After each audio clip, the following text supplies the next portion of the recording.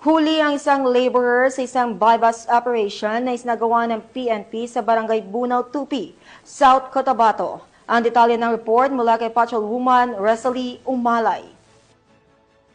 Arestado ang isang 45 anyos na laborer na si alias Sami sa isang buy-bust operation sa Barangay Bunaw noong Oktubre taong kasalukuyan, bandang alas 7:20 ng gabi. Isinagawa ang operasyon ng Tupi Municipal Police Station, katuwang ang iba pang unit ng pulisya at sa koordinasyon ng PDEA 12. Nahuli ang sospek sa aktong pagbebenta ng hinihinalang shabu sa isang pusher buyer. Nakuha sa kanya ang isang mark sachet ng hinihinalang shabu at syampang sachet sa loob ng plastic container at 500 buy-bust money.